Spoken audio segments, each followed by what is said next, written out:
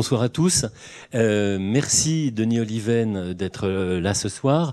Je ne vais pas présenter le personnage public que vous êtes, puisque chacun le connaît, mais je vais peut-être rappeler qu'on vous voit assez souvent et que vous êtes familier du musée, parce que vous êtes un des administrateurs de la Fondation Promage, qui est cette petite fondation appuyée sur le musée, qui vous permet, je suis sûr que vous la connaissez bien chacun, de donner au musée en exonération des droits de mutation et autres droits, et de déduire de vos impôts les dons que vous faites au musée. Et d'ailleurs, Denis s'emploie à nous aider à trouver les donateurs qui nous permettront de financer le projet de refonte. Voilà, donc cette petite remarque très opportuniste, mais néanmoins utile. En tout cas, merci à tous d'être là. Un mot pour dire mon admiration pour cet ouvrage. D'abord parce qu'il démontre, enfin s'il en était besoin, et ça je crois qu'on le savait, puisqu'on vous entend souvent, qui démontre un esprit de synthèse absolument fascinant, mais aussi parce qu'il donne ses sources. Et ça c'est très précieux. Hein. Je ne sais pas si c'est le cas de tous les dictionnaires amoureux. Et moi j'ai personnellement beaucoup apprécié l'exercice complexe de la notice sur les Israélites français. Hein.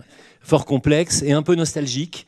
Mais qui est plutôt une défense et illustration de l'israélitisme français, même si c'est une idée ou une idéologie, comme vous le suggérez à un endroit, qui bat un peu de l'aile depuis le statut des Juifs ou depuis 1967. Enfin voilà, vous lirez le dictionnaire.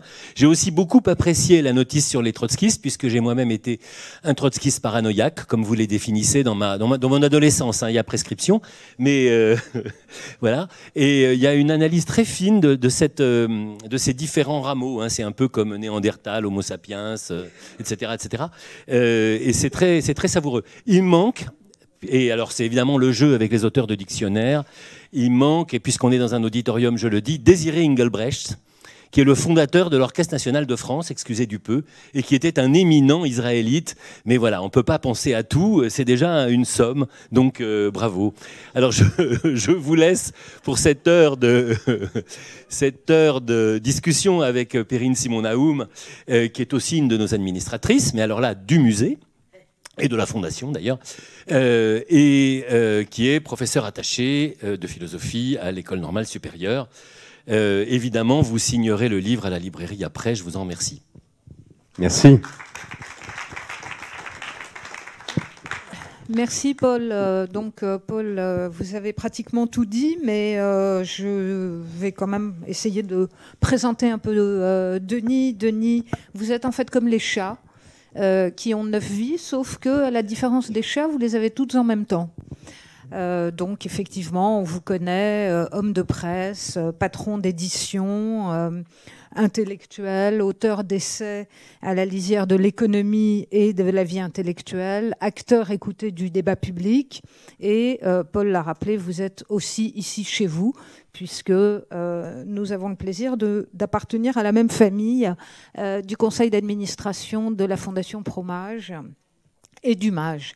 Et donc l'occasion de vous accueillir ici, chez vous, c'est ce dictionnaire amoureux des Juifs de France, titre d'ailleurs sur lequel on pourra éventuellement revenir, parce que ça n'est pas un dictionnaire amoureux du judaïsme, non plus qu'un dictionnaire amoureux du judaïsme français, qui assume, Paul a commencé à le dire, une approche très subjective des Juifs de France. Alors c'est vrai qu'on déambule très agréablement d'Abélard, Aron, à Voltaire et Zadok-Khan. On passe par les Antilles, on passe par Rouen, par les romans balsaciens, par l'école juive de Paris. On découvre certaines figures comme Léon Gozlan, qui est un écrivain juif né à Marseille en 1803, qui serait donc le premier écrivain juif séfarade. Chacun a ses absents, j'ai aussi les miens, Claude Lévi-Strauss. Voilà, bon. Pierre Vidal-Naquet, mais on pourra revenir. Dominique a l'air de. Non, voilà, Claude Lévi-Strauss, c'est quand même un Israélite. Mais ce qui m'intéresse, c'est en fait cette vision subjective que vous assumez dans ce dictionnaire. Je dirais qu'on y lit à la fois votre amour de la chose publique et de la littérature, la volonté de restituer des pages ou des figures oubliées, et plus, je dirais plus largement, ce qui va évidemment droit au cœur de notre directeur, de combler cette tâche aveugle de notre histoire nationale, des exercices d'admiration, je pense à certains articles, celui de Blum, et une bonne dose d'humour aussi, ce qui ne gâche rien, pour nous livrer finalement un diagnostic de la place qui revient aux Juifs dans l'histoire de France. Alors je dirais qu'on sort de la lecture de ce dictionnaire, et je pense qu'on aura amplement le temps d'en parler, à la fois plus instruit, mais on en sort surtout réconforté et peut-être presque heureux. Parce que, évidemment, vous montrez tout ce que les Juifs ont apporté à la France depuis le début de leur présence sur le territoire national. Et je dirais que ça tranche quand même singulièrement avec le catastrophisme ambiant. Alors, il est vrai que votre enquête ne va pas au-delà des années 30, de la fin des années 30, même si vous faites certaines incursions pour le cinéma, ou pour les chanteurs. Et la question qu'on se pose finalement, c'est de savoir s'il ne s'agit pas de dire ici les beautés d'un monde disparu dont nous ne sommes finalement que les lointains et peut-être, enfin j'espère pas, les derniers héritiers. En tout cas, la thèse très forte qui parcourt ce dictionnaire, c'est que les Juifs ne laissent jamais inchangés les sociétés dans lesquelles ils vivent. Alors donc de tout cela, nous aurons l'occasion de reparler. Ma première question porte sur le projet d'ensemble, qui donc développe deux axes, je l'ai dit, celui de combler une tâche aveugle de l'histoire de France et celui de rappeler quel a été l'apport des Juifs dans notre pays. Et encore une fois, j'ai dit qu'on sortait de cette lecture peut-être animée d'un sentiment contradictoire, dans une certaine euphorie et en même temps dans une certaine nostalgie, avec le sentiment, et ce sera ma première question, que ce que vous décrivez ne serait plus possible aujourd'hui. Bon, alors d'abord, merci infiniment de ces éloges qui me touchent et me font rougir. Vous ne le voyez pas parce que c'est l'ombre, hein, ceux de Paul et les vôtres. Peut-être qu'il faut que je reparte du projet lui-même, parce qu'en fait, d'où c'est né, même si c'est en vérité une accumulation presque inconsciente de 50 ans de curiosité. Mais c'est né des débats qui se sont produits après le 7 octobre et la montée de l'antisémitisme. J'ai entendu des choses autour des Juifs de France qui m'ont paru, ou des Français juifs, qui m'ont paru incroyablement ignorants. Et là, je me suis aperçu qu'il y avait une grande ignorance des Français en général, non juifs, mais même juifs, de leur propre histoire. J'en ai eu encore un témoignage éclatant il y a quelques jours, lorsque le Premier ministre, animé des meilleures intentions du monde, a dit, pour attaquer un député LFI, je pense, que ce qui était atroce, c'est qu'il y avait que les Juifs, qui ne représentaient que 1% de la population, représentaient X% des attaques xénophobes. Et donc, dans son esprit, et une fois encore, il est de très bonne foi et ça partait de bons sentiments. Dans son esprit, les Juifs sont étrangers, puisque xénophobe, c'est l'angoisse des étrangers. Et c'est ça qui m'a frappé. Donc je me suis dit, les Français n'ont pas accès à un savoir auquel moi j'ai accès, que j'ai lu au cours des années, le travail très sérieux d'historiens remarquables ou de politologues. Il y en a. J'en suis entouré ici ce soir.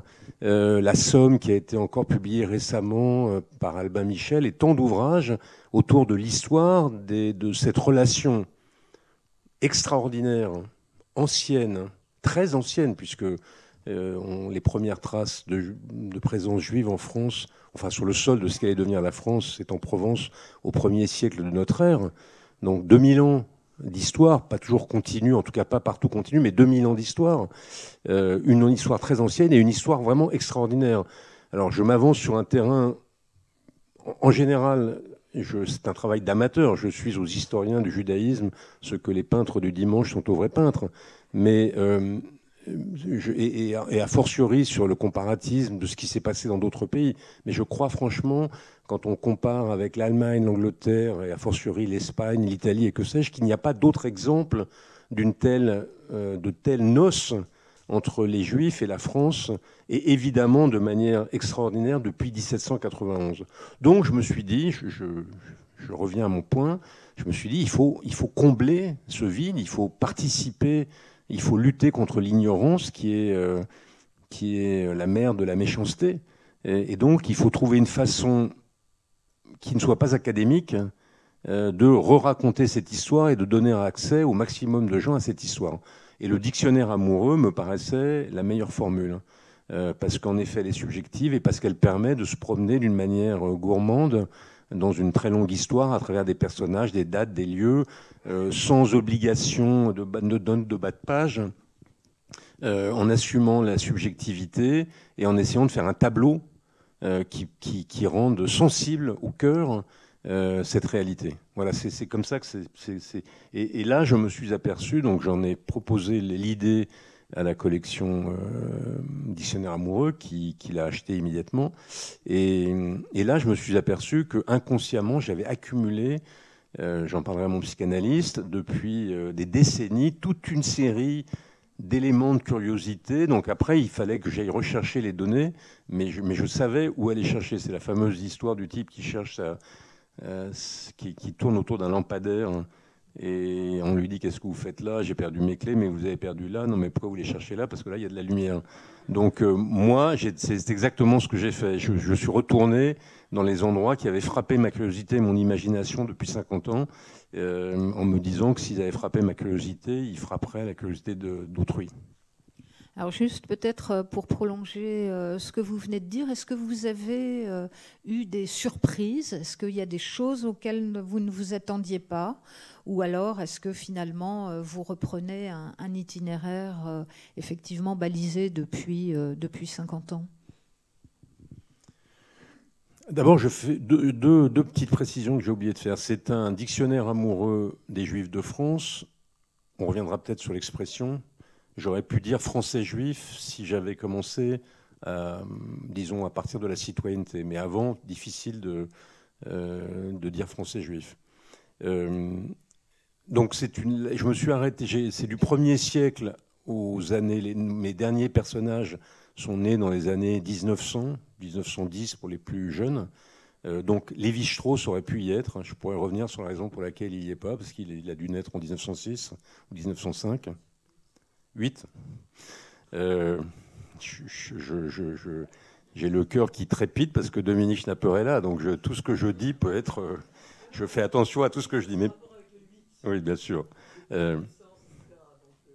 Donc je me suis arrêté là. Pourquoi? Parce que, non pas simplement parce que je ne voulais pas faire le tri entre Alain Minck, BHL et Anne Sinclair, mais parce que après 1945, évidemment, après la Shoah, après la fondation de l'État hébreu, après l'arrivée des Juifs d'Afrique du Nord, et après l'accomplissement de la société libérale avec son exaltation des différences, la question du franco-judaïsme se pose différemment. J'imagine qu'on y reviendra. Donc ça, c'est la première chose. C'était les deux précisions que je voulais faire. Donc c'est un dictionnaire qui est une déclaration d'amour aux Juifs, mais qui est surtout et d'abord une déclaration d'amour à la France, et deux, c'est sur une période déterminée qui s'arrête dans les années 50, disons, pour ses derniers effets. Je reviens maintenant à votre question. Évidemment, quand on lit, on découvre des choses au fur et à mesure. Par exemple, mais c'est des petites choses, mais qui m'ont épaté. Je savais, par exemple, je parle de Rouen, que Paul connaît très bien, de la découverte à Rouen, de l'existence d'une Rouen juive, dont on a redécouvert l'existence, d'une part parce qu'un historien a fait des travaux sur la communauté juive du Moyen-Âge, et ensuite parce qu'on a creusé dans la cour du palais de justice de Rouen, et qu'on a trouvé très précisément à l'endroit que cet historien avait identifié les restes d'une école ou d'une yeshiva ou d'une synagogue qu'on visite aujourd'hui. Mais la forte présence des Juifs en Normandie, à Rouen et dans toute la région, le fait que c'est de là qu'est partie la communauté juive anglaise à Londres, et c'est là qu'elle est revenue d'ailleurs après son expulsion, toute cette histoire-là me paraît totalement inconnue des Français en général, et même, je pense, de la plupart des habitants de la Seine-Maritime.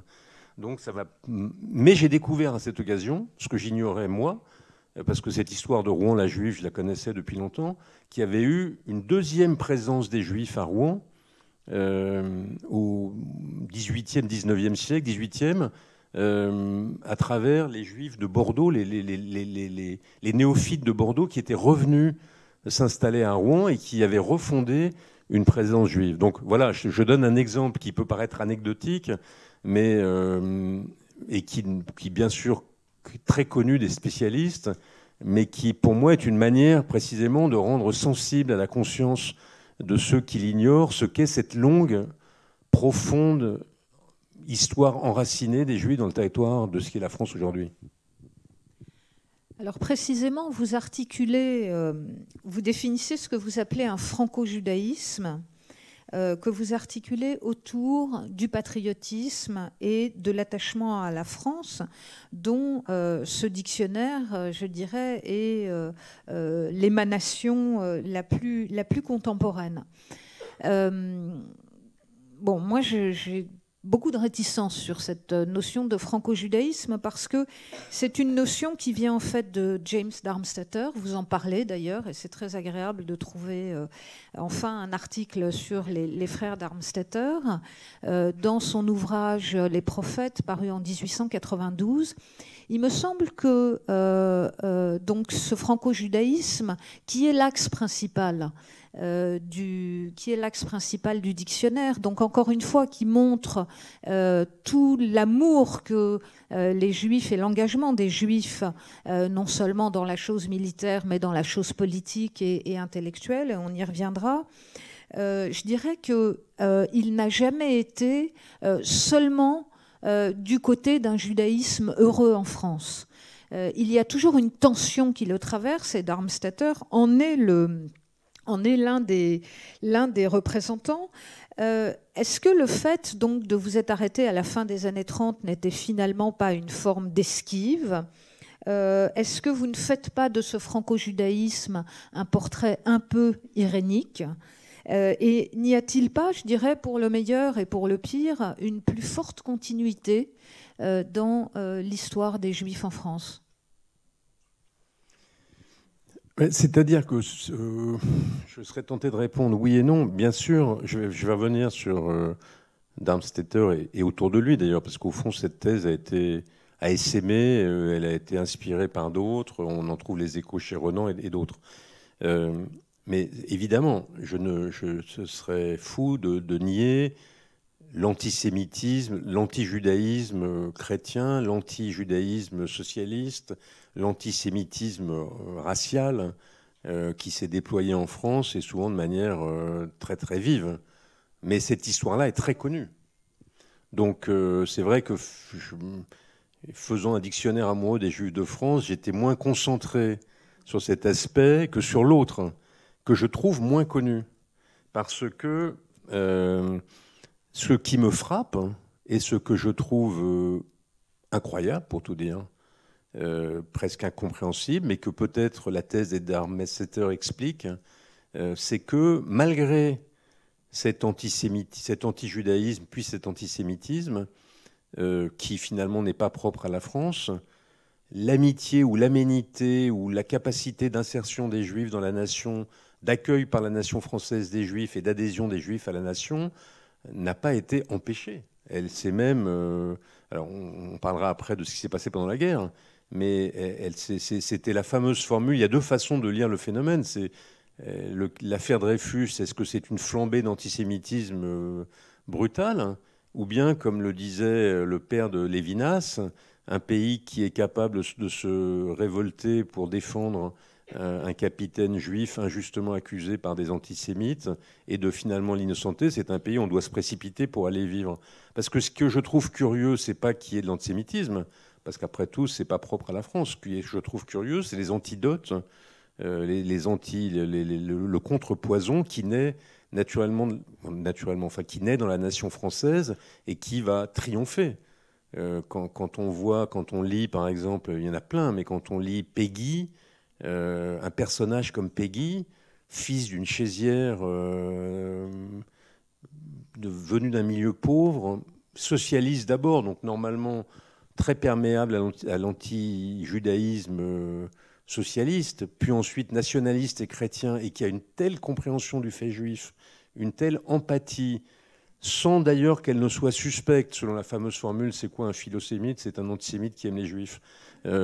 Lui, il n'a pas du tout ce philosémitisme suspect, il les comprend comme des frères en humanité, et c'est un personnage extraordinaire, et je ne sais pas si ça existe, ça doit exister dans d'autres pays, mais il n'était pas le seul. Donc c'est ça qui m'a frappé, c'est ça que je voulais rappeler et restituer, parce que je crois qu'en plus ça cimente assez profondément le socle du rapport, y compris aujourd'hui, des Français de la France avec les Juifs. Alors maintenant, après, d'où vient ce mystère ? Pourquoi est-ce que les Espagnols ont expulsé les Juifs en 1492 et ils ne sont jamais ou quasiment pas revenus ? Pourquoi les Portugais ? Pourquoi les Anglais ont expulsé les Juifs en 1270 et ils ne sont revenus qu'en 1870 ? Pourquoi en Allemagne, selon la formule d'Hannah Arendt, les Juifs ont cru qu'ils adhéraient à l'Allemagne, mais l'Allemagne, elle, n'a pas adhéré aux Juifs ? On a vu comment ça s'est fini. Pourquoi la France fait exception à cette règle qui est quasi générale ? Quelle est l'explication ? Est-ce que c'est l'effet du hasard, de je sais pas quoi, des climats, ou bien est-ce qu'il y a une théorie possible ? C'est ce que font les Darmstädter quand ils disent que pourquoi les Juifs se sentent bien en France et pourquoi la France se sent bien avec les Juifs ? Parce qu'au fond, la structure profonde du message juif entre en résonance avec celle du message des Lumières et de la Révolution. Je crois que c'est... je ne sais plus si c'est Renac qui dit ça, mais disons, d'un côté, le Dieu unique entre en résonance avec l'universalité des Lumières, et de l'autre, le messianisme juif entre en résonance avec l'idée du progrès et de l'émancipation. Et donc, les Lumières et la Révolution sont l'accomplissement de l'idée juive. Et c'est ça qui expliquerait, c'est ce que croit aussi d'une certaine manière Renan, c'est ça qui expliquerait comment cet alliage s'est fait si naturellement, malgré les antisémites, malgré Drummond, malgré Maurras, malgré Céline et malgré tout ça. Et même, d'ailleurs j'en fais la notice, j'en fais plus d'une, mais je fais celle de Barès. On voit que des personnages qui sont d'abord furieusement antisémites, Barès est l'un des chantres de l'antisémitisme, il se présente à 25 ans ou 27 ans comme député sous les couleurs de l'antisémitisme. Il écrira finalement les familles spirituelles de la France, et au nombre de ces familles, il compte les Juifs, parce qu'il s'aperçoit que son antisémitisme racial et xénophobe a été mis en échec, si j'ose dire, par la grandeur de l'héroïsme des Juifs pendant la Grande Guerre, et il considère que dès lors, ils peuvent être français. Donc ça, c'est des phénomènes qui me paraissent, c'est ça qui a suscité ma curiosité depuis de longues décennies, et c'est ça que j'ai eu envie de partager. Alors on voit très bien en creux, à partir de ce que vous dites, le type d'engagement et d'écriture du dictionnaire. Et ce que je voudrais dire, c'est vraiment le plaisir qu'on a à lire ces notices qui sont à la fois historiquement très informées et où il y a un véritable parti pris et un parti pris littéraire. Donc vous avez parlé de Barès. D'une certaine façon, vous exonérez aussi Balzac. Bah oui, d'abord parce que je l'adore. Et ensuite parce que j'ai toujours été frappé depuis que je l'ai lu. Il y a bien Balzac. D'abord, il y a une vingtaine de personnages juifs chez Balzac. Je connais pas toute la littérature du 19e, mais je crois pas qu'il y ait d'autres exemples d'écrivains qui aient tant intégré de juifs dans sa galerie de personnages. 1. 2. Chez la plupart des écrivains, par exemple Stendhal, il n'y a pas un personnage de juif chez Stendhal. Alors c'est normal, parce que Balzac est le contemporain du début de l'assimilation. Donc comme il est l'observateur génial de la société de son temps, il ne peut pas ne pas s'intéresser aux juifs. Donc d'abord, il y a des personnages. Deux, ces personnages ne sont pas, contrairement à ce qu'on croit, caricaturaux. Par exemple, le personnage, l'usurier juif, le personnage juif de Dickens est épouvantable, tout uniment épouvantable. Rien ne le rachète. Alors que chez Balzac, ce sont des personnages qui ont les contrastes de tous les personnages de la comédie humaine. Et donc là, dans ma notice, je mets en parallèle Nucingen et Gobseck. Et en fait, c'est une interprétation, mais ils sont comme les deux visages du capitalisme d'avant et du capitalisme nouveau. Mais en même temps, ce sont des personnages humains qui sont capables de tendresse, de gratuité, d'amour, de sacrifice, donc qui ne sont pas uniquement des caricatures. Bien sûr, il y a un préjugé antisémite, mais on ne peut pas relire le 19e siècle à la lumière d'aujourd'hui. On est obligé de le relire en se mettant dans les catégories de l'époque. Eh bien, il me semble que dans les catégories de l'époque, Balzac a des préjugés antisémites, et c'est évident. Mais il sauve ces personnages. Et ces personnages sont des grands personnages de la recherche. Deux autres... de la recherche de la comédie humaine. Oui. Parce que c'est l'autre écrivain dans lequel les Juifs jouent un rôle. Et il n'est pas moins antisémite que Balzac, Proust. De Gaulle, sur qui vous avez une analyse différente de celle qu'avait développée Raymond Aron. Oui, alors là, je vais me faire assassiner par Dominique. Non, elle est très Oui, c'est libérale. vrai. D'abord, bon, j'ai une immense admiration pour Raymond Aron et j'ai lu, bien sûr, De Gaulle, Israël et les Juifs. Je l'ai lu il y a bien longtemps. Et puis, de manière générale, au-delà de Raymond Aron, j'étais environné de gens qui pensaient que De Gaulle, s'était très mal comporté. Bon, bref. J'avais lu d'ailleurs un article de Dominique, Schnapper, qui était beaucoup plus contrasté, et qui resituait De Gaulle d'une manière plus complexe. Donc moi, en effet, dans l'exercice de bienveillance et d'aveuglement cocardier et patriotique qu'est le mien, j'ai trouvé que De Gaulle... Alors je vais dire un mot après de 67, mais peut-être qu'on laissera le micro à Dominique pour avoir son point de vue.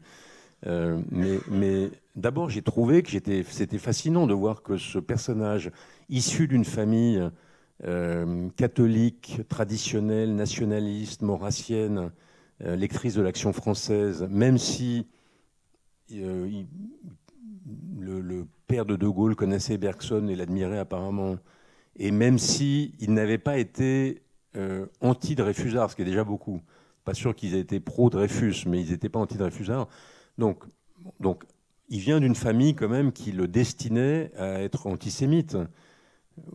Et il l'est très très peu. Alors il y a des écrits de jeunesse, notamment quand il est en Pologne, mais sinon, il rencontre des Juifs avant-guerre et il se lie à eux. Et notamment dans sa relation avec Mandel. Ensuite, à Londres, la fameuse formule apocryphe « J'attendais la France des cathédrales et j'ai eu celle des synagogues », elle est quand même un peu vraie. Non, il y a eu des Français des cathédrales, mais il y a beaucoup de Juifs autour de lui, et il les a traités avec une égalité d'humeur indiscutable. Alors, il y avait des Juifs qui se sont convertis.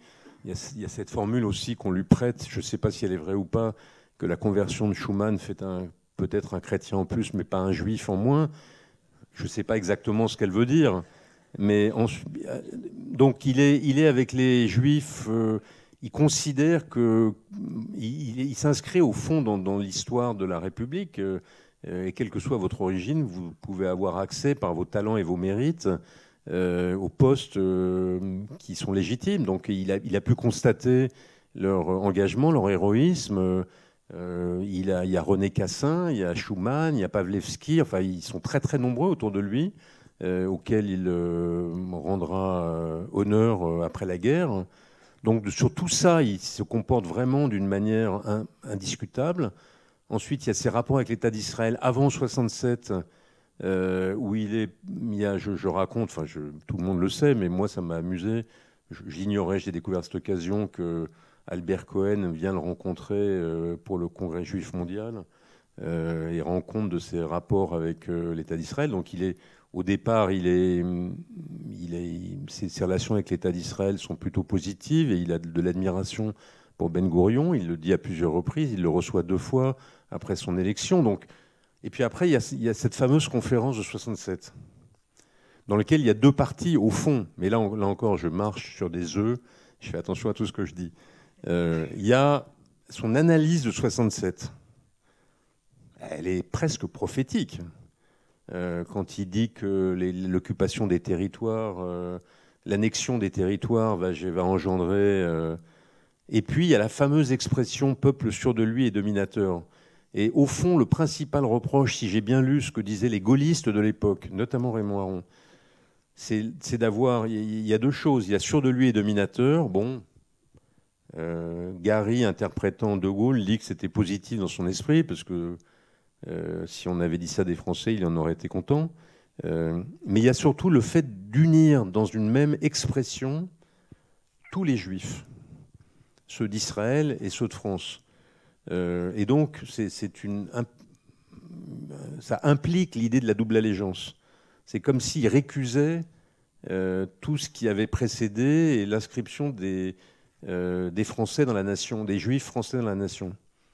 Je trouve que c'est difficile de dire ça, parce que cette expression de peuple juif, elle mérite d'être interrogée, parce qu'elle est acceptable, elle est reconnue, elle est considérée, y compris par des gens qui se sont appartenus, des Français juifs, qui se sont appartenus au peuple français, comme si le mot peuple avait 2 significations. Donc finalement, on reproche au général de Gaulle des choses qu'on pourrait dire nous-mêmes. Bon bref, tout ça fait que moi, je sors de l'analyse de ces textes et de la lecture du général de Gaulle plutôt ébahi de son rapport aimable globalement avec les Juifs et plutôt, comment dirais-je, contestable et discutable avec l'État d'Israël, mais dont il a le sentiment, lui, quel est l'effet de la défense des intérêts du pays dont il a la charge. Voilà, en gros. J'aimerais bien avoir le point de vue de Dominique Schnapper, même si je le connais un peu. Tout à l'heure. Peut-être encore 2 choses, cher Denis.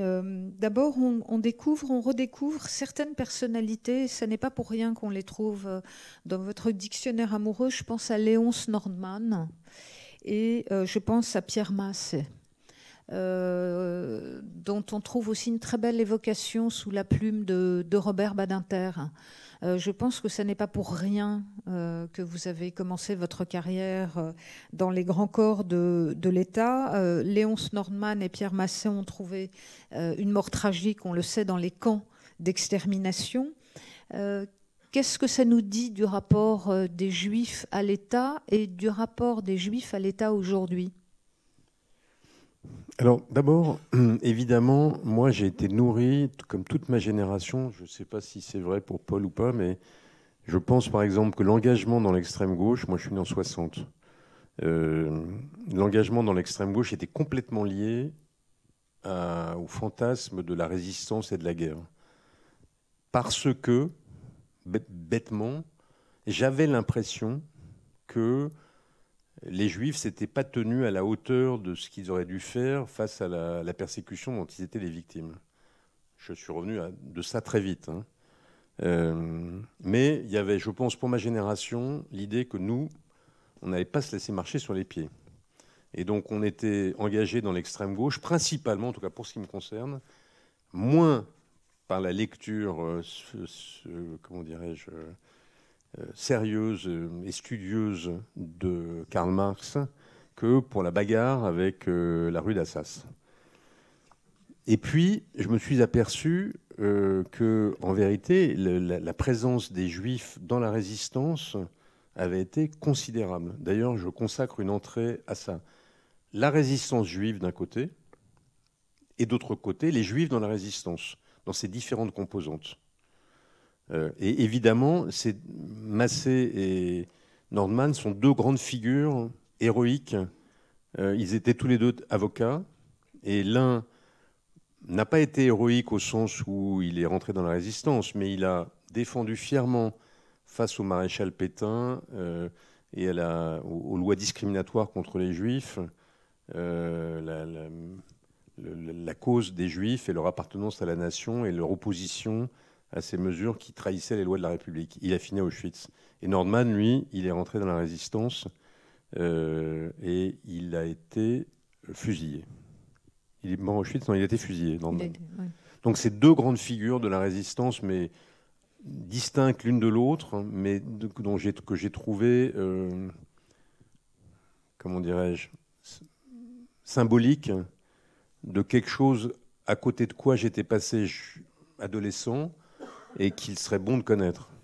Que les Juifs s'étaient pas du tout laissés faire et que nombre d'entre eux, je vois qu'il y a le fils d'Adistec dans la salle, nombre d'entre eux avaient participé soit à la résistance juive des éclaireurs israélites, soit à la résistance tout court, et de manière brillante et souvent héroïque. Et ça s'inscrit, je le redis, dans ce qu'avait été l'attitude des Juifs en 1914, et ce qu'elle avait d'ailleurs été dès 1870, et même, je raconte ça, même dans les guerres napoléoniennes, ce que les historiens savent, mais peut-être l'ignorez-vous, mais sous les arcades de l'Arc de Triomphe, là où sont gravés les noms des généraux de l'Empire, pas tous d'ailleurs, il y a le général Wolf, qui était le petit-fils de Cerbère, donc de l'un des acteurs principaux de l'émancipation des Juifs, et qui était un général de Napoléon, juif, en tout cas d'origine juive, il s'est converti un peu plus tard d'ailleurs. Donc c'est la dimension d'engagement au service de la patrie des Juifs est vraie dès Napoléon, en 70, en 14 de manière éclatante, mais évidemment pendant la guerre, et Nordman et Massé en sont le témoignage. Après, il y a une toute autre question qui est la présence des Juifs dans ce que Pierre Birnbaum appelait les Juifs d'État, à partir de la Troisième République, c'est-à-dire l'entrée massive des Juifs au cœur régalien de l'État, dans l'armée, bien sûr, Dreyfus, mais dans les différents grands corps où ils vont servir le pays à travers son administration. Peut-être... alors, il y a évidemment des notices auxquelles on s'attend, mais je voulais vous demander s'il y avait un message subliminal à vos amis de la gauche. Évidemment, la notice Blum, la notice Mendes France. Voilà. Qu'est-ce que vous avez envie de dire à vos amis de gauche ? Non, il n'y a pas de message subliminal dans le dictionnaire, sauf que, évidemment, les Juifs, pour des raisons évidentes, je consacre aussi une notice aux communistes et aux trotskistes, Paul l'a dit. Et les Juifs, de manière évidente, ont été d'abord pour la Révolution, enfin massivement. Il y en avait évidemment. La famille Rothschild était monarchiste, ou la famille Lévy, les créateurs de Kalman Lévy. Mais globalement, il y avait quand même une forte inscription des Juifs dans les forces progressistes, les républicains, les radicaux, les socialistes, les communistes, l'extrême gauche, pour des raisons évidentes, parce que c'était des forces qui poussaient à l'émancipation du genre humain en général, et donc des Juifs en particulier. Et la gauche s'est fondée en tant que gauche, telle qu'on la connaît aujourd'hui, au moment de l'affaire Dreyfus, quand précisément, à travers la défense d'un capitaine bourgeois juif, elle passe de la défense du seul prolétariat à la défense du genre humain. Et elle devient ce qu'elle est devenue ensuite, la gauche démocratique. Donc c'est vrai qu'aujourd'hui, voir une partie de la gauche être le principal vecteur de propagation de l'antisémitisme, c'est extraordinairement douloureux. C'est douloureux pour la France et c'est douloureux pour la gauche, parce que c'est une rupture avec son identité la plus profonde et sa contribution la plus poussée. J'étais très lié à Georges Semprin, qui n'était pas juif du tout, et qui m'avait dit un jour, l'antisémitisme, c'est un très bon marqueur du projet totalitaire. Quand une force politique est antisémite, on sait qu'elle va attenter aux libertés. Les hitlériens sont antisémites, les staliniens sont antisémites. Il n'a pas vu ça, mais on aurait pu dire les islamistes radicaux sont antisémites. Donc quand une force politique rompt avec le combat contre l'antisémitisme, elle rompt avec la République. Donc évidemment, pour quelqu'un comme moi, c'est extrêmement douloureux d'assister à ça. Mais ce n'est pas le message subliminal du dictionnaire. Peut-être alors un autre message plus direct, celui-ci, et on approche vers la fin de cet entretien. Donc on a vu que vos regrets, c'était Engelbrecht, peut-être Lévi-Strauss. Enfin non, il faut nous dire d'ailleurs peut-être pourquoi vous ne l'avez pas mis. Quels sont les héros de Denis Oliven? Vous aviez une notice, deux peut-être. Bah, j'ai des héros, j'ai tellement de héros. J'ai des héros intellectuels. Franchement, la notice qui m'a donné que j'ai eu le plus de plaisir à écrire, c'est la notice, pour des raisons très personnelles, la notice sur les justes, parce que je serais tout simplement pas là devant vous si moi, ma famille, c'était des juifs allemands qui, franchement, pensaient qu'ils étaient très allemands. Et qui ont quitté l'Allemagne en 1938 ric-rac. Tous les portes de tous les pays du monde leur étaient fermées. Les seules qui se sont ouvertes, c'est la France. Et ensuite, reconnaissance au carré, mon père a été caché pendant la guerre par un médecin dans un sanatorium, il avait 10 ans, 11 ans, dans un sanatorium à Chamonix, avec d'autres enfants juifs d'ailleurs, et par une toute petite équipe d'un sanatorium.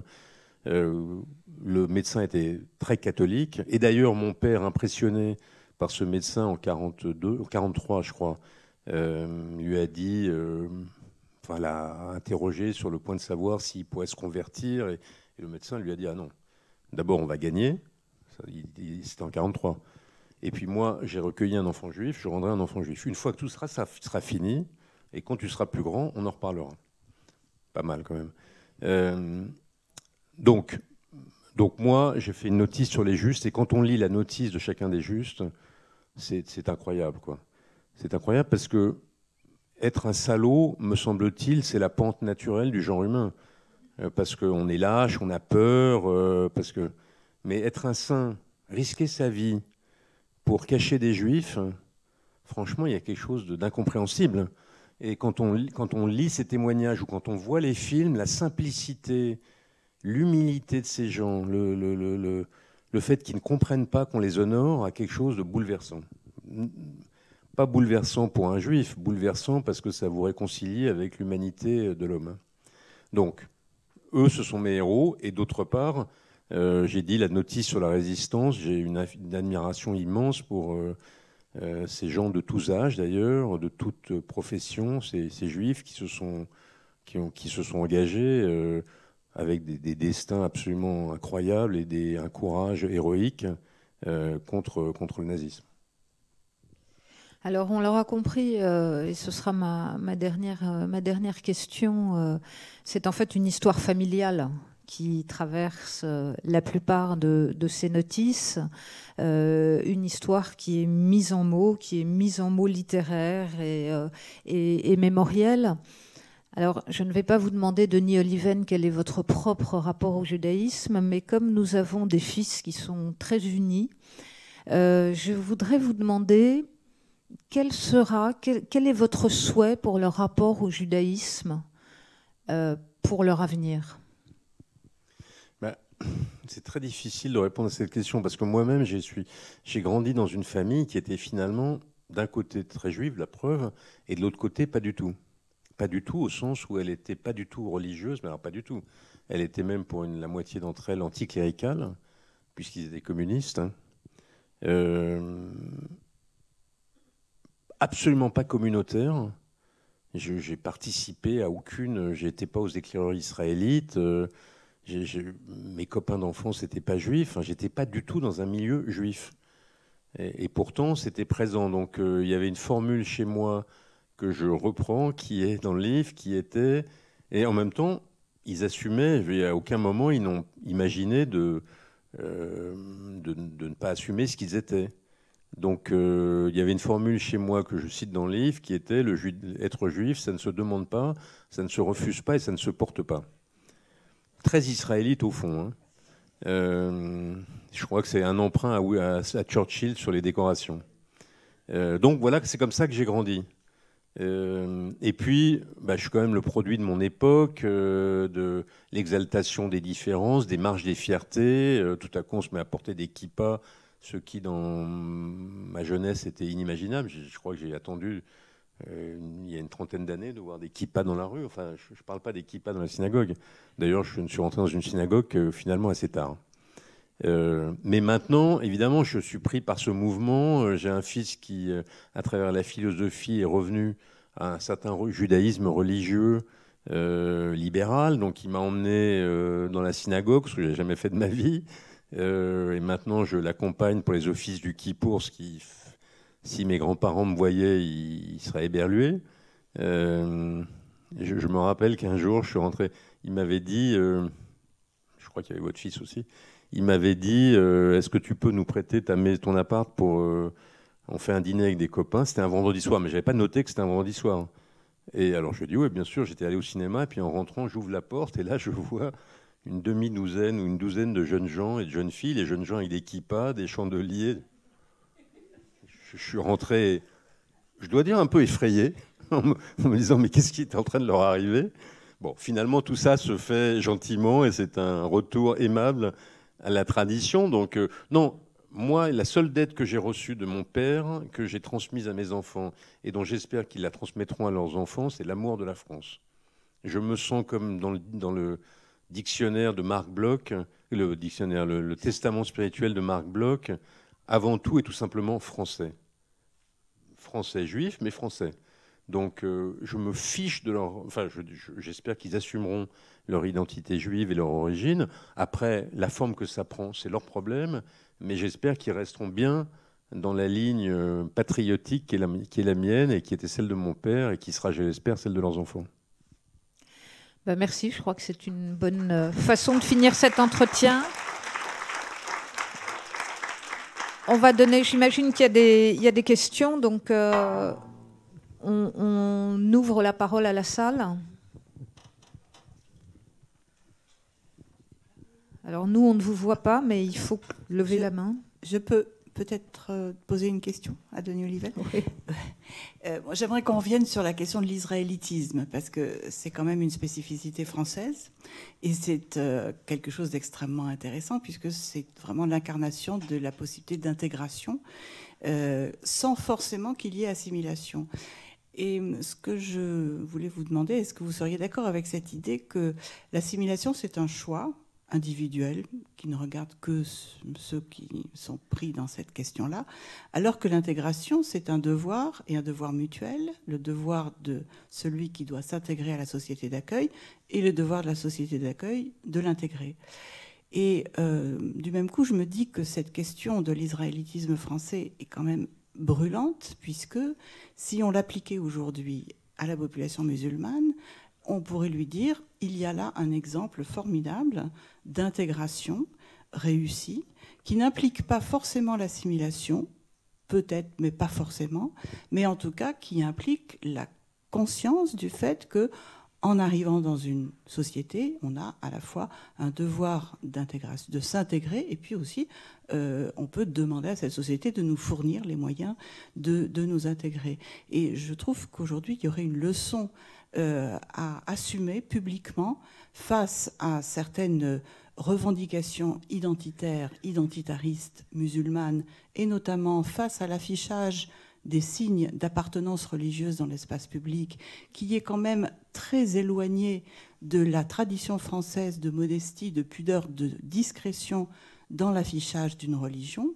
Et je pense que nous aurions que l'israélitisme français nous donne la possibilité de dire à nos concitoyens musulmans, vous pouvez vous intégrer, et la meilleure preuve de votre intégration, ce sera justement de comprendre que cette tradition de discrétion d'affichage est une tradition française, et que nous sommes, nous, en position de vous demander, on ne peut pas l'exiger juridiquement, mais de vous demander de comprendre cet impératif de discrétion.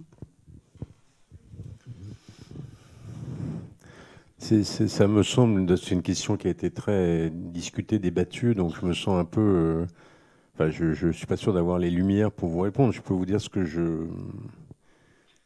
D'abord, le mot assimilation a pris une tournure, disons, à l'époque actuelle, qu'il n'avait pas nécessairement au moment de l'israélitisme, parce que les Israélites se sentaient précisément, avaient un projet d'assimilation. L'assimilation ne signifiant... La beauté de l'émancipation de 1791, en effet, c'est qu'elle ne demande pas aux Juifs de renoncer à être eux-mêmes pour devenir français. Blum est président du Conseil en 1936, tout en demeurant juif, alors que Disraeli, né président quelques décennies plus tôt, n'est Premier ministre anglais que parce qu'il est anglican. Il n'aurait jamais pu l'être en étant juif. Donc l'émancipation ne demande pas aux Juifs de cesser d'être eux-mêmes, mais elle leur demande, selon la formule célèbre répétée ad nauseam de Clermont-Tonnerre, tout aux Juifs en tant qu'individu et rien en tant que nation au sens de communauté. Et d'ailleurs, on passe de juif, j'appartiens à une communauté particulière, à israélite, je suis un Français de confession israélite, comme il y a des Français protestants ou des Français catholiques. Donc, vous ne cessez pas d'être vous-même, mais ça relève de votre vie privée. Et vous vous assimilez, au point même que, pas seulement les libéraux, mais même les synagogues consistoriales réfléchiront, enfin se caleront sur le modèle des églises, réfléchiront à transférer leur office le dimanche, etc. etc. Donc ça va loin. Mais ils ne cessent pas d'être juifs pour autant. Et en effet, l'un des moments de cette assimilation, c'est le grand Sanhédrin réuni par Napoléon, les conditions faites aux Juifs, leur acceptation.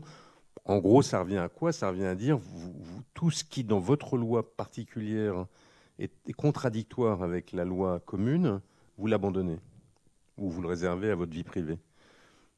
Donc ce modèle-là, il me paraît très pertinent. Maintenant, depuis la société, en s'accomplissant en tant que société des individus, en reconnaissant les droits des individus, pas seulement religieux, mais je sais pas quoi, les droits des homosexuels, en reconnaissant ces droits,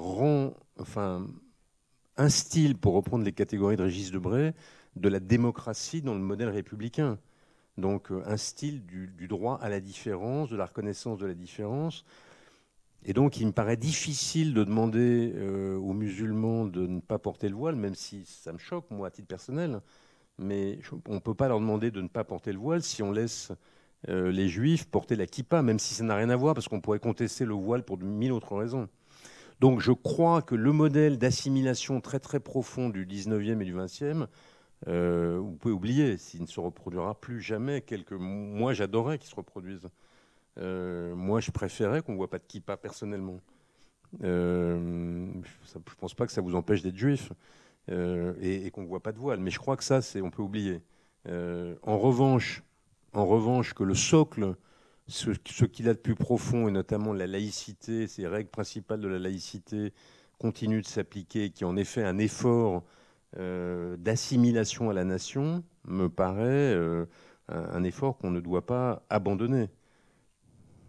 Je pense qu'il ne sera plus jamais comme avant, mais...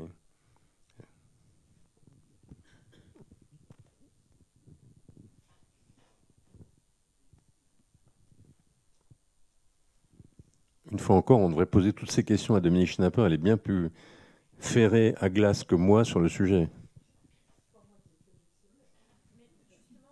Vous auriez pu.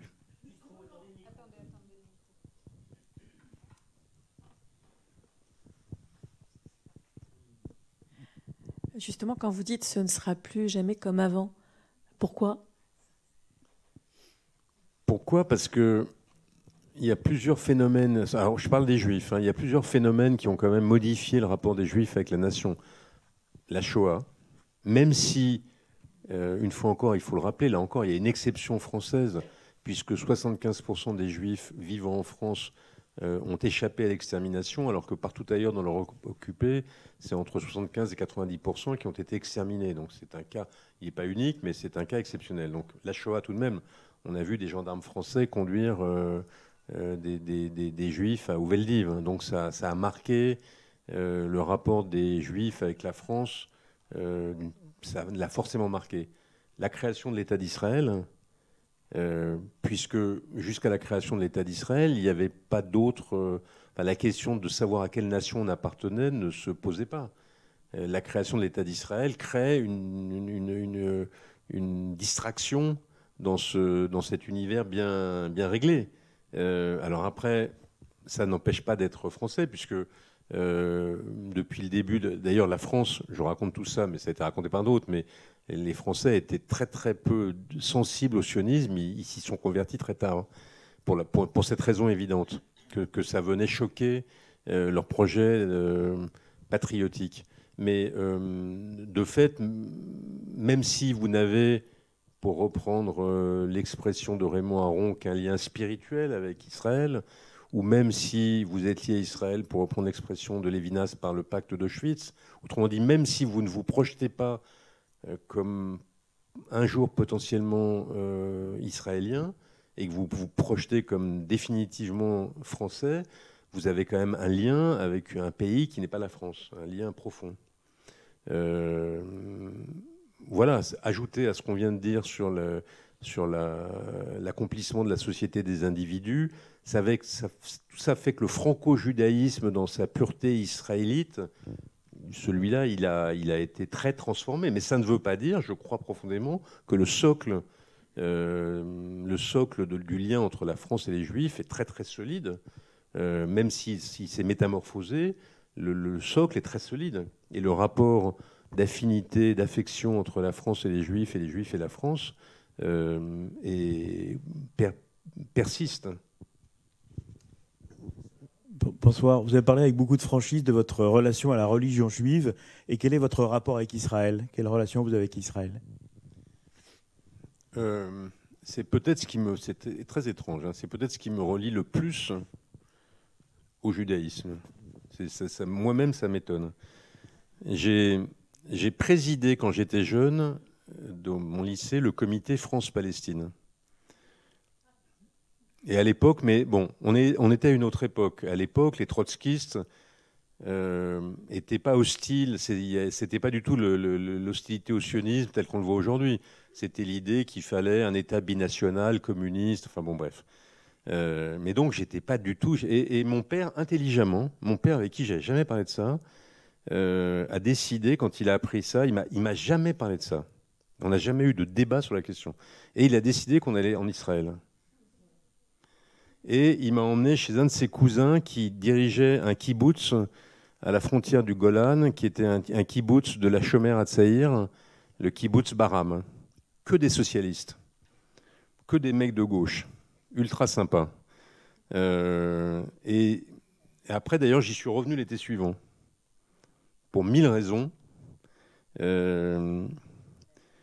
Mais donc, mon point de vue a complètement changé.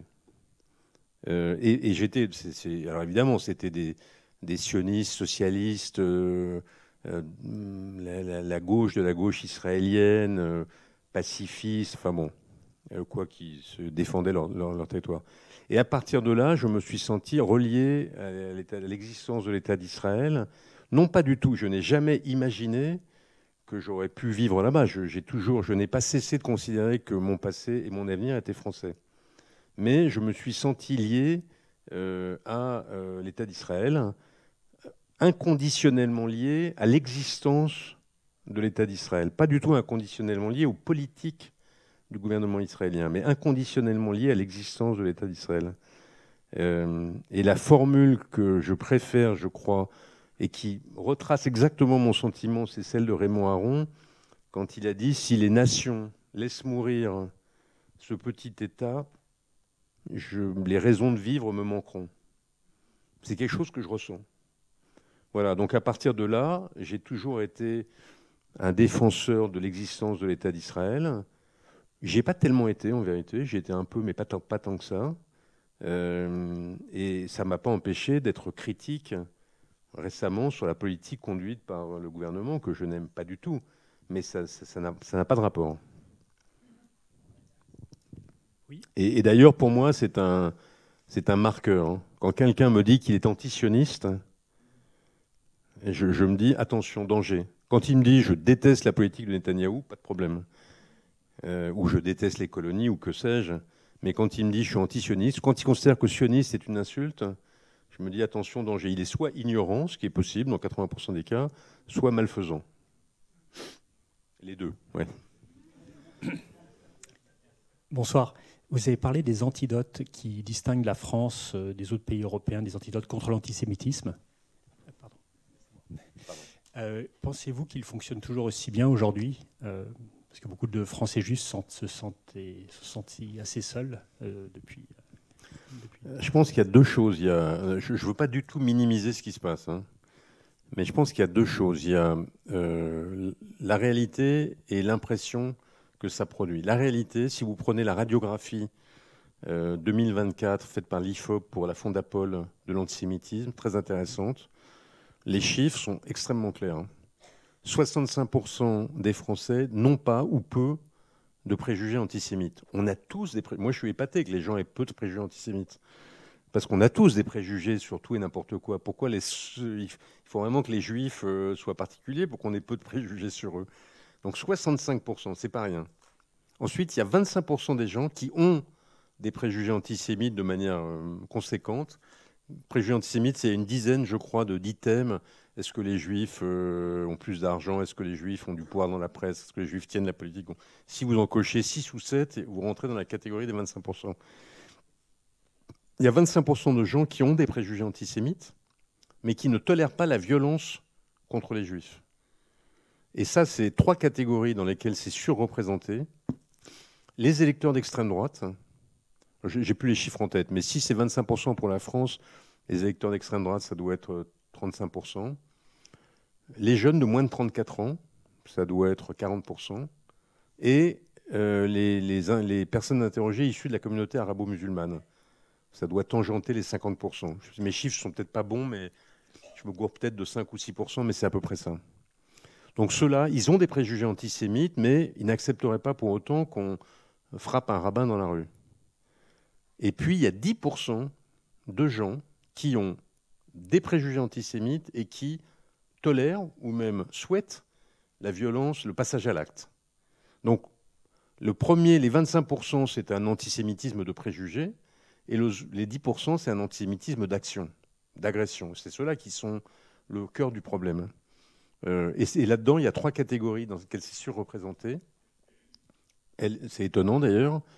Les électeurs d'extrême gauche, ça c'est pas étonnant. Les électeurs d'extrême gauche, je crois que c'est 30%. Les jeunes de moins de 34 ans, 26%. Et les personnes interrogées issues de la communauté arabo-musulmane, 16%.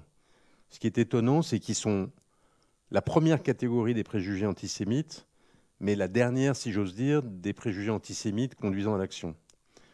Plutôt une bonne nouvelle, je trouve. Enfin, une bonne nouvelle dans la mauvaise nouvelle.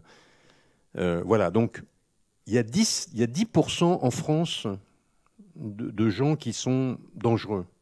Et si vous faites ça longitudinalement, si vous regardez par exemple une question qui est posée depuis 1945, quel effet ça vous ferait si votre fille épousait un juif? En 1945, il y avait, j'ai plus les chiffres en tête, mais 75 ou 80% des Français qui trouvaient ça embêtant.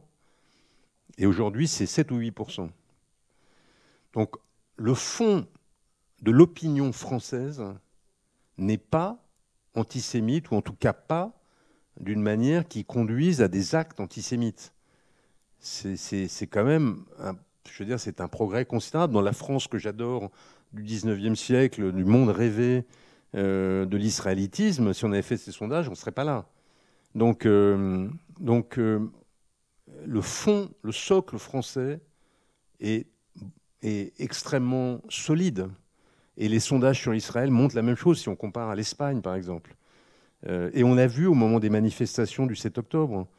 Regardez ce qui s'est passé en Angleterre, en Allemagne et partout. En France, ça a été très limité, alors qu'on a la 3e communauté musulmane d'Europe et la première communauté juive.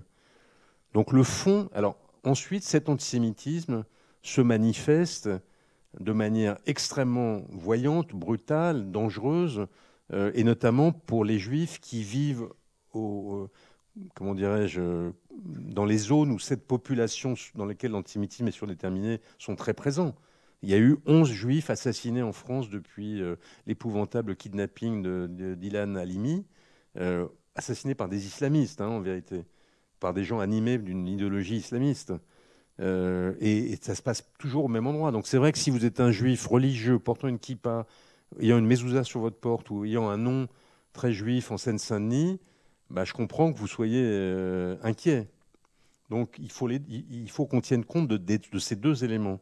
La réalité d'un antisémitisme qui est très concentré dans un segment de l'opinion. Et d'ailleurs, c'est pour ça que je dis, quand on fait des grandes déclarations sur la France est devenue antisémite, j'ai l'impression qu'on se trompe parce qu'on accable des gens qui n'y sont pour rien. Alors qu'on a en fait deux choses à faire. On doit éduquer les jeunes de moins de 34 ans et la communauté arabo-musulmane, et on doit combattre l'extrême gauche, ou ce qui reste de l'extrême droite par ailleurs, antisémite. Mais voilà ce qu'on a à faire.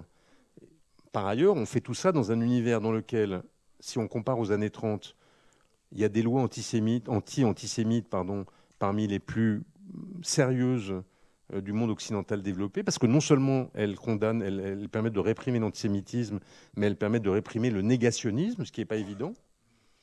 Deuxièmement, on a un consensus des forces politiques, exception faite de LFI, puisque maintenant même le RN s'est débarrassé officiellement en tous les cas, de son antisémitisme, de son antisionisme et de son négationnisme. Alors peut-être qu'au fond de lui, il ne l'a pas fait, mais le fait qu'il s'en débarrasse officiellement, c'est déjà très important.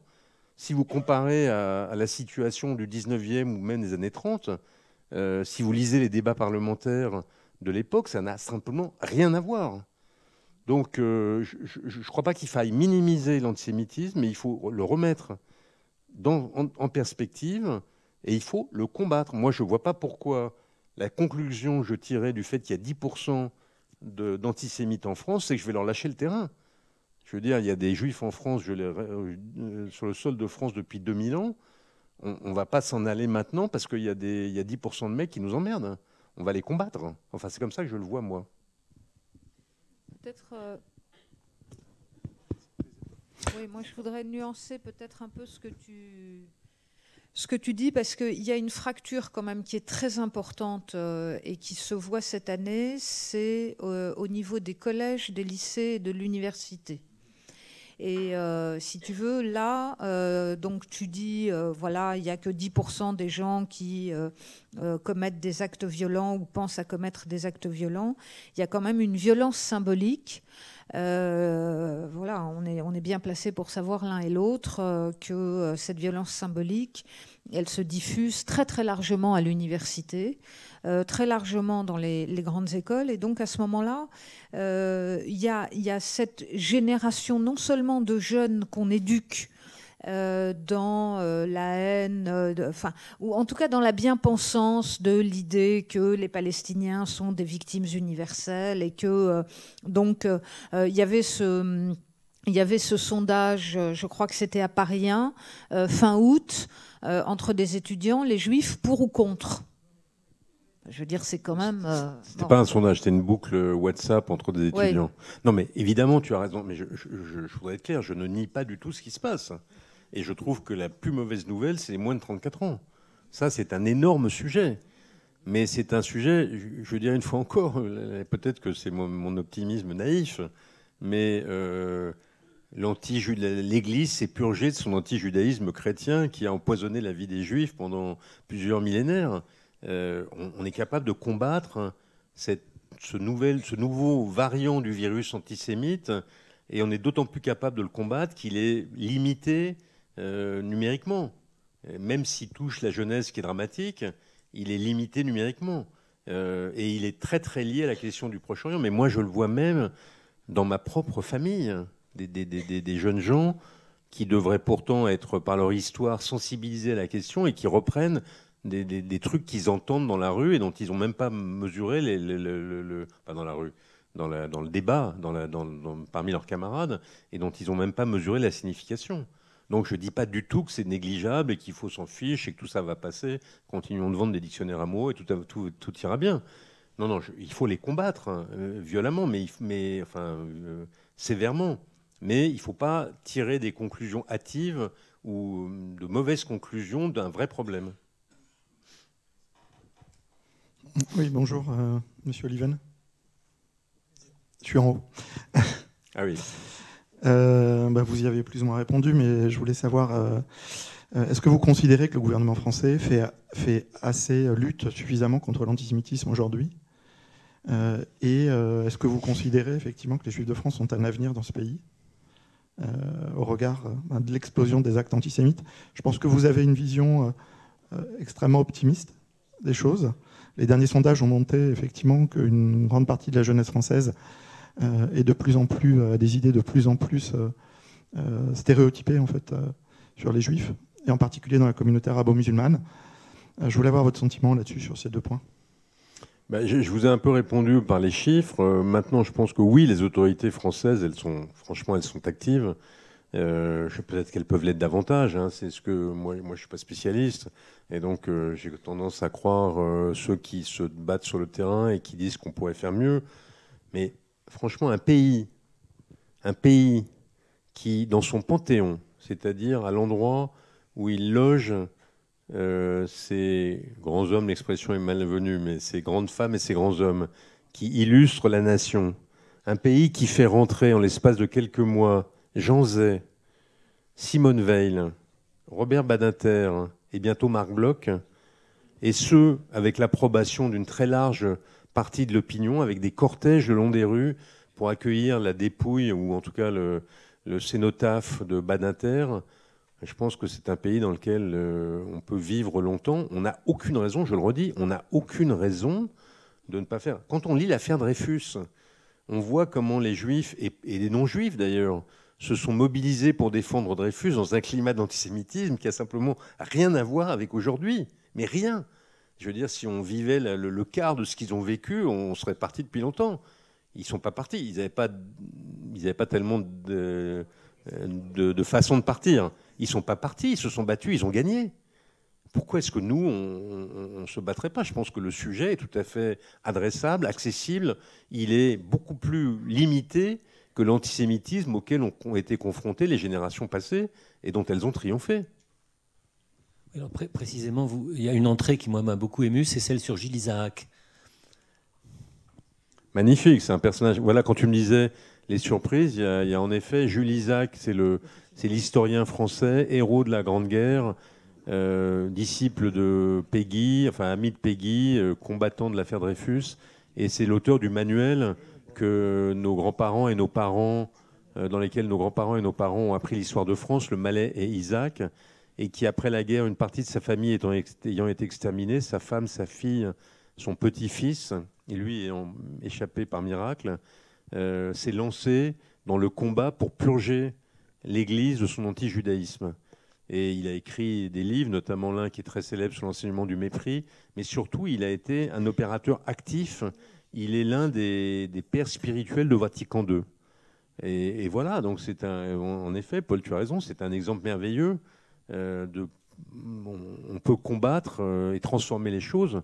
On n'est pas obligé de tirer des conclusions. Comment dire, on n'est pas obligé de renoncer.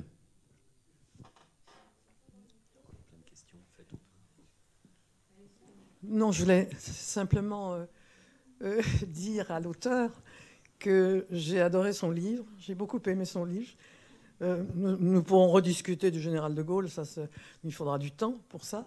Mais j'ai été très émue parce que j'ai eu l'impression d'entendre mon époux, mon père, mon grand-père.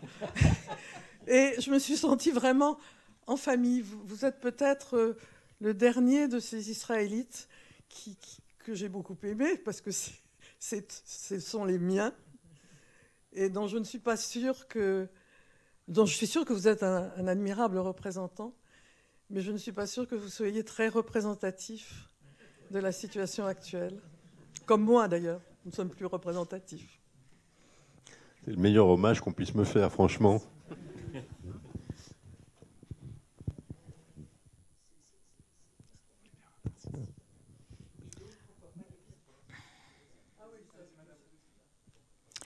Bonjour. Pourquoi pas Lévi-Strauss? Pardonnez-moi, je réponds d'une question. Parce que je ne savais pas très bien comment le prendre. Parce que d'un côté, il est très israélite, mais de l'autre, il a tout à fait répudié en doute, récusé cela. Donc je me suis dit, si je le mets dans le dictionnaire, je trahis sa propre volonté. À aucun moment, il ne s'est senti appartenir à ce monde-là. Il l'a dit. Donc je me suis dit, je vais pas le... Alors il ne s'est pas non plus converti, donc j'aurais pu le mettre dans la catégorie des conversions, parce que c'est un truc qui me fascine, mais il ne s'est pas converti non plus. Donc je ne savais pas où le mettre. C'est un apax. Oui. Excusez-moi, je ne suis pas sûre de pouvoir m'exprimer et comment dire, de façon très, très calme, parce que je suis extrêmement émue pour 2 raisons. La première, c'est que je suis juive roumaine, venue à l'âge de 8 ans en France. Mon père était enfermé dans un camp en Roumanie par les Roumains qui ont fait du zèle, parce que les Allemands n'ont jamais demandé ça. Moi-même, j'ai fait un peu de scolarité là-bas. Ma mère m'avait interdit de parler parce qu'en parlant, je pouvais divulguer des informations qui étaient compromettantes pour nous. Donc, dans ma chair, je suis juive. Excuse-moi si je prends du temps, mais parce que c'est important. Après, en arrivant en France, j'étais une juive honteuse. C'est grâce à mon ami Dominique, qui me l'a fait la remarque quand on s'est connus à 18 ans. J'ai appris plus tard, par un beau-frère moitié marocain et polonais, qu'on pouvait être heureux d'être juif, chanter, danser, etc. Alors ça, c'est la première raison, parce que et aussi donc, je suis venue par le même dispositif que Sonia De Villers, que j'ai écouté ici, donc un troc, les exporter, etc. La deuxième raison de mon émotion, c'est que, et grâce au MAJ d'ailleurs, une de mes meilleures amies est musulmane, et en fait, lorsqu'elle a sauvé ma mère, qui avait 99 ans, elle m'appelait toutes les demi-heures, parce qu'elle est médecin, pour savoir comment elle allait, etc. Voilà, donc en fait, ce que je voulais dire, c'est que je vous sens extrêmement optimiste et j'aimerais être comme vous. Alors, quand on dit effectivement qu'il faut éduquer, d'accord. Mais il me semble qu'il y a une information, peut-être que tout le monde n'a pas, mais il y a un livre qui va paraître sur un journaliste qui a infiltré 70 mosquées en France, en se faisant passer pour un nouvellement converti. Alors, j'ai plus son nom parce que là ici. Et en fait, il a édité un livre qui vient de sortir, je crois, ou qui va sortir. Je ne sais pas si dans la salle les gens connaissent ce livre. Et donc, il a en fait, quand on a interrogé, parce qu'en fait, la mosquée est un lieu de diffusion extrêmement important de la pensée islamiste et islamique. Donc, comment dire, qu'on ne maîtrise pas.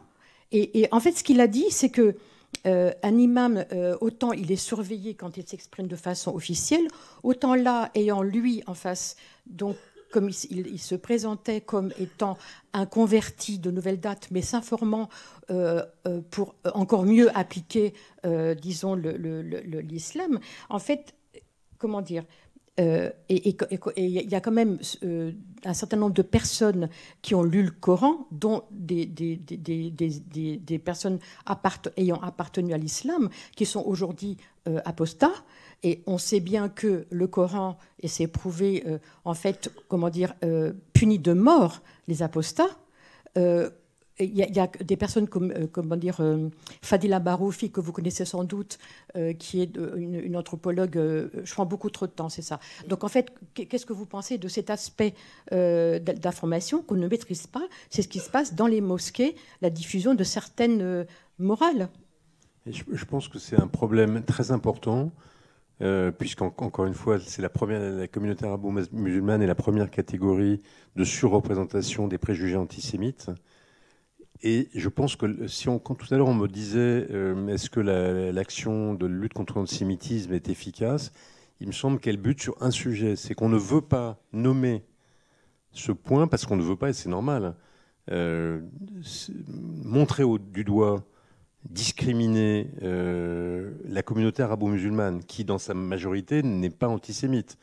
Donc, mais en ne nommant pas ce sujet, on s'interdit de le traiter. Donc je crois qu'il faut qu'on trouve la façon, comme l'Église l'a fait après 1945, elle s'est purgée de son antijudaïsme, elle a modifié sa liturgie de Pâques, etc. etc. Donc il faut qu'on accepte de regarder en face et de verbaliser en prenant toutes les précautions d'usage pour ne pas stigmatiser l'ensemble de la communauté arabo-musulmane. Il faut qu'on monte ce sujet du doigt et qu'on le traite. Ça me paraît vital. parce que c'est une source. Parce que quand on dit les jeunes de moins de 34 ans, en fait, c'est longitudinal par rapport à l'extrême gauche et à la communauté arabo-musulmane, puisqu'il y a une surreprésentation des jeunes de moins de 34 ans dans ces deux catégories. Donc, traiter la question de l'antisémitisme de la communauté arabo-musulmane me paraît absolument décisif. Et il faut qu'on le fasse avec délicatesse, parce qu'une fois encore, la majorité des musulmans vivant en France ne sont pas antisémites. Donc il faut qu'on arrive à traiter ceux qu'ils sont sans stigmatiser ceux qui ne le sont pas. Et sans accabler leur religion. Pas facile, mais nécessaire. Il faut appuyer sur quelque chose. Ah bon. Moi, je reviens sur votre livre que je n'ai pas encore lu. Vous traitez la communauté israélite jusqu'aux années 30, mais est-ce que vous n'avez pas le sentiment que cette communauté juive, aujourd'hui, on ne parlerait plus d'israélites, a fondamentalement changé?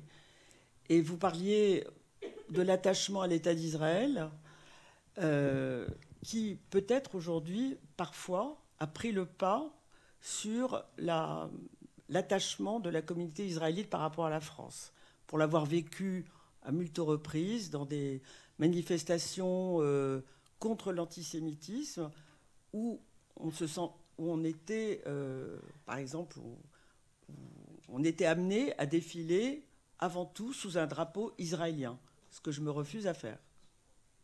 Donc la communauté a-t-elle changé? Et votre livre, du coup, s'arrêtant aux années 30, est-ce que vous en traitez? D'abord, la communauté, parce que moi je la découvre en ce moment, la communauté. Franchement, je ne la connaissais pas. Je la découvre à travers des signatures.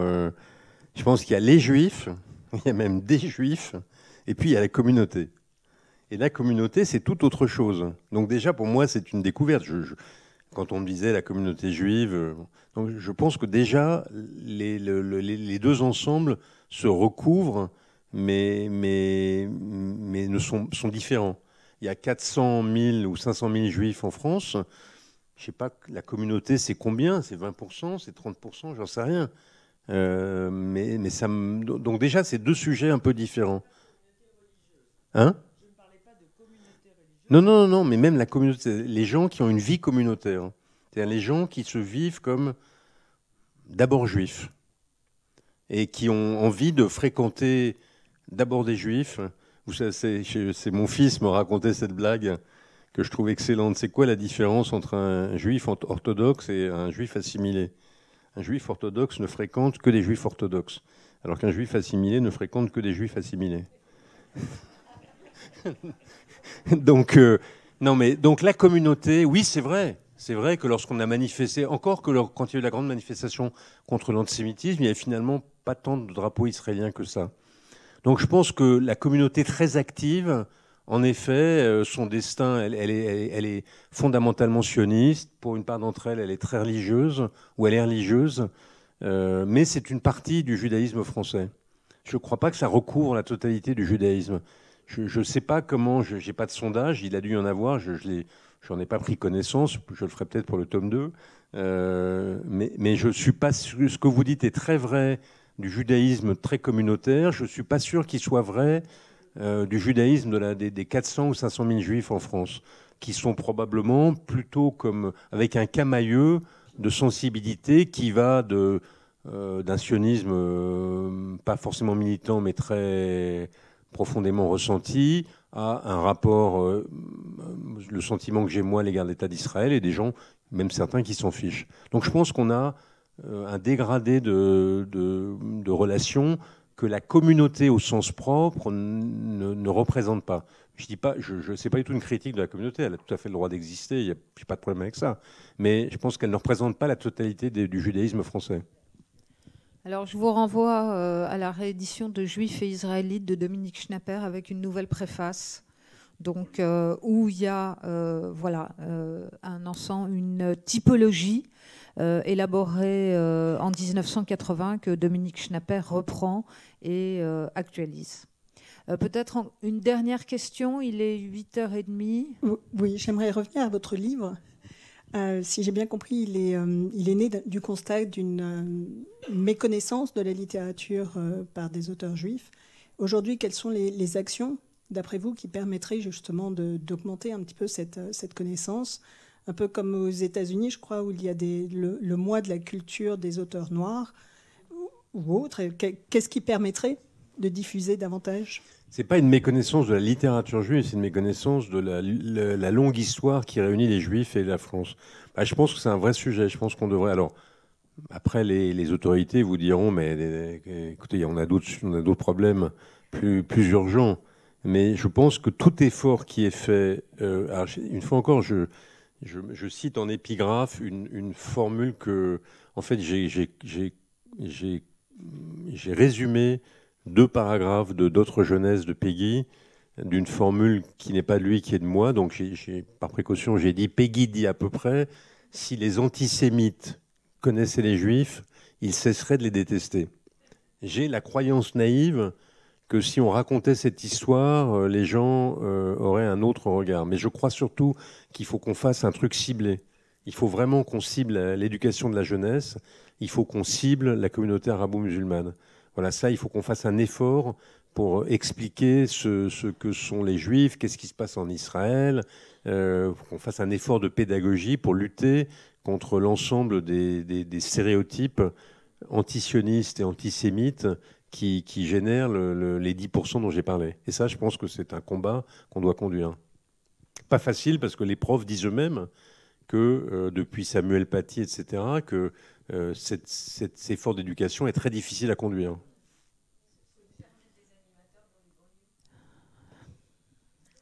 Bien, bah écoutez, merci beaucoup d'avoir commencé, cher Denis. Merci à vous. Et merci à tous.